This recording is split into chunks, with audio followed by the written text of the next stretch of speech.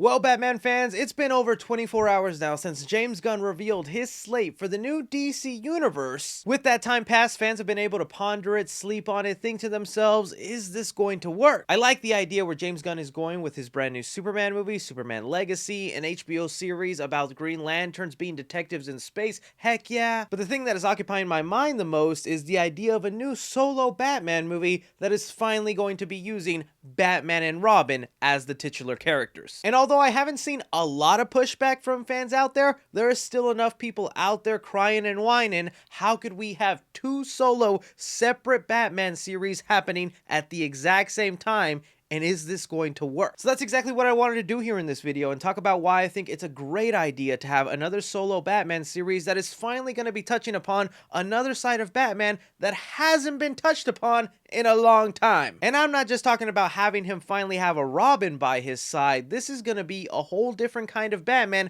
we haven't seen in decades. So please leave me your opinions down below, whether you agree or disagree with some of the points I'm about to make, what you want to see out of this new iteration of Batman, or if you're just on the side that they should have just stuck with Robert Pattinson, wait till they finish his trilogy, then introduce a new Batman. But first I want to go ahead and thank the sponsor of today's video, and that is Scentbird. Scentbird is a monthly subscription service that is changing the way you experience your fragrances. For only $17 a month, you get a fragrance of your preference, whether that's a brand you really like, a certain scent, and heck, if you don't even know, on their website they have a quiz to determine what might work best for you. I've been subscribed to Scentbird for a couple of months now, and really it's the best way to always stay fresh and unique with your fragrances. Currently, my favorite fragrance from them is Solange number 4. It's got hints of lavender in there with just a touch of orange. A nice combination in there just to keep me smelling good. But that's also not the only one I'm enjoying. They also have Indigo Valley with hints of vanilla and blueberry. It's a great mixture. And the Armando main scent just has me feeling like I'm about to attend a really expensive restaurant. I enjoy not only the convenience of having a fragrance that's travel size, but it also comes in such cool packaging. You get this sweet little cloth case that encapsulates your fragrance, and once you pop it out, you do a little twist, and there you go, easy access to start spraying yourself. So please use the link in my description or my code 3CFilms5 to get 55% off your first month subscription of Scentbird. It's not only a great product for yourself, but it makes a good gift for anyone you think might be a little stinky and could use some Scentbird in their life. So thank you again to Scentbird for sponsoring today's video. Check out those links below. But okay, unless you've been living under a bat cave, you might have heard by now James Gunn revealed his slate for the upcoming DC universe, and one of the movies on there is a live-action Batman movie titled Brave and the Bold. James Gunn confirmed that this movie will be about Batman meeting his son Damian Wayne, who in the comics does become a version of Robin, and that this film will also feature other members of the Bat family because they feel they have been left out of the theaters for far too long. Starting off here, one of the main reasons I'm excited for this movie is just the fact that a Robin is finally going to be appreciated on the big screen. For a long time, you couldn't think about Batman while also thinking about his sidekick Robin. He was synonymous with him in a lot of his early media, whether it was the live-action Adam West series, in the animated Batman show, or some of his early live-action films. Robin, specifically Dick Grayson, was just such a huge part of Batman, but every Batman fan knows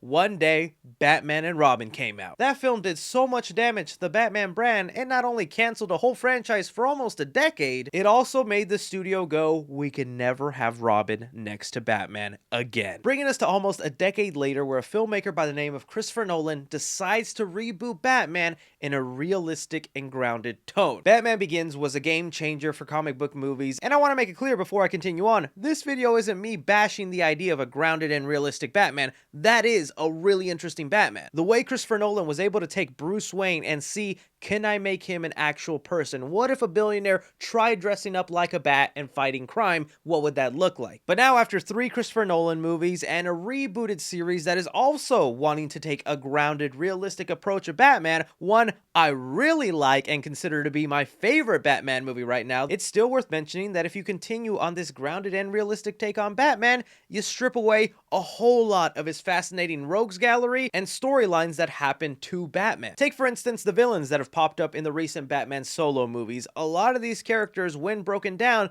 are just human beings with just a hint of an ability or character trait that makes them like their comic book counterpart. With this new Batman series titled Brave and the Bold that is supposed to live in the same world where you have an alien Kryptonian coming down to Earth, the idea of Green Lanterns in outer space, Swamp Thing being a character prominent in their universe, it's a confirmation that this Batman will live in a world where the fantastical and supernatural are possible. Let's take for instance Poison Ivy as a villain. If she was a character that right now showed up as a villain in the Christopher Nolan movies or Matt Reeves' films, she'd be grounded down in a realistic manner. So she'd most likely be an environmentalist wanting to save the plants and also taking real world poisonous plants and maybe using those serums in needle injection or dust fumes in the air. It could be really creative and exciting. You know, I could see Christopher Nolan or Matt Reeves doing the research on actual poisonous plants that we have, some of the effects that they can have on people. So again, that's not a bad interpretation of Poison Ivy, but that also means you wouldn't get the interpretation of Poison Ivy that can control plants, that could have a gigantic Venus flytrap just come out of the ground,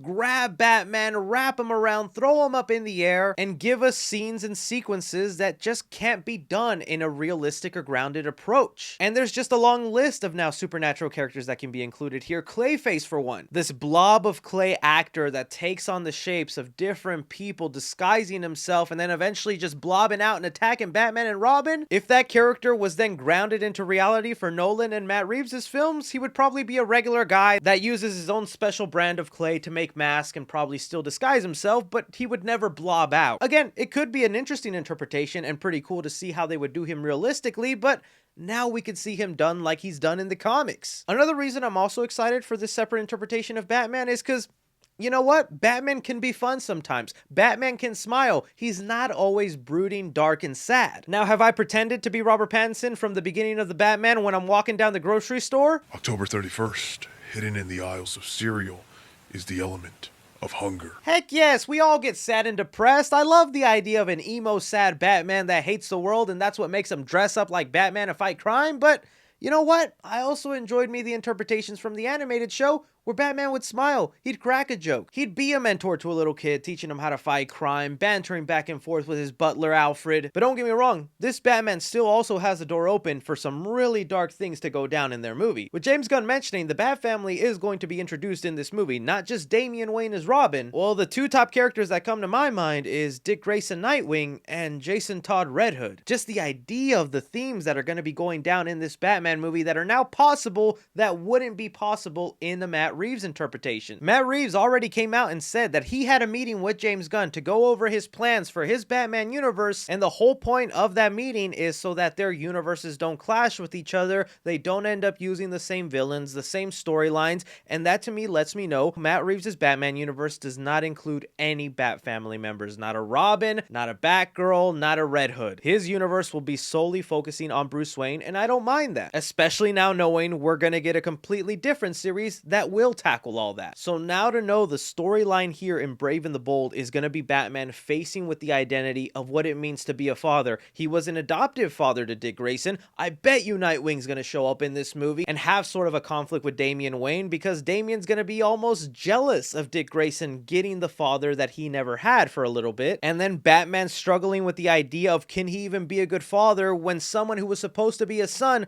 died on his watch. Brave and the Bold has some potential to do some awesome Batman storytelling that just wouldn't be possible in the grounded reality take because some filmmakers think it's wacky for an adult to have a 10-year-old fight crime with them, which yeah, that's wacky, but I am happy that James Gunn is gonna let some director and writer take a stab at it and make it look not so weird that a 10-year-old who was raised to be an assassin and murderer all his life can realistically take down thugs in Gotham. I've already seen some of you guys comment that Damian Wayne isn't gonna be 10 or 11 years old in this movie. He's gonna be. James Gunn literally said it. He says verbatim, this is the story of Damian Wayne, who is Batman's actual son, who he didn't know existed for the first 8 to 10 years of his life. So that means by 10 years max, Bruce Wayne knows Damian Wayne existed, they have met, and now the process starts for him to become Robin. A 10-year-old Robin kicking butt. I mean, the closest thing we've seen is Hit Girl and Kick-Ass, and I enjoyed that take. But this also brings me to the elephant in the room.